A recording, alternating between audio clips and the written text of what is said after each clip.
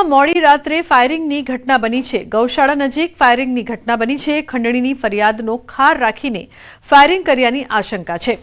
તો હળવદના સરકારી આવાસ નજીક આવેલા ગૌશાળા નજીક ફાયરિંગની ઘટના સામે આવી છે। ટ્રાન્સપોર્ટના ધંધાથી પાસે બીભત્સ ફોટા વાયરલ કરવાની ધમકી આપી 5 લાખની માંગણી કરી હોય તેવી ફરિયાદ નોંધાઈ હતી। ધ્રાંગધ્રાના 2 લોકો વિરુદ્ધ ફરિયાદ નોંધાવાતા તેઓ દ્વારા ફાયરિંગ કરી હોવાની આશંકા છે। હાલ પોલીસે અજાણ્યા ફાયરિંગ કરનાર ઈસમોને પકડવા તપાસ તેજ કરી છે। રવિ જોડાયા છે ફોન લાઈન પર વધુ માહિતી આપવા માટે।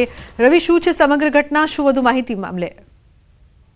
હળવદના સરકારી આવાસ નજીક આવેલી ગૌશાળા નજીક ફાયરિંગની ઘટના સામે આવી છે। રાત્રિના 12 વાગ્યાની આસપાસ ફિરોઝ સંધીએ થોડા દિવસ પહેલા 5 લાખની રકમની ખંડણીની ફરિયાદ નોંધાવી હતી।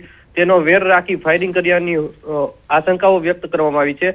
ટ્રાન્સપોર્ટના ધંધાથી પાસેથી વિભિન્ન ફોટા વાયરલ કરવાની ધમકી આપી 5 લાખની ખંડણી માંગી હતી તેવી ફરિયાદ પણ નોંધાવી હતી, જેને લઈને આ ફાયરિંગ કરાયા હોય તેની આશંકા છે। રાત્રિના 12 વાગ્યે ફાયરિંગ થતા શહેરમાં હડકંપ મચી ગયો હતો અને પોલીસ કાફલો ઘટના સ્થળે દોડી ગયો હતો।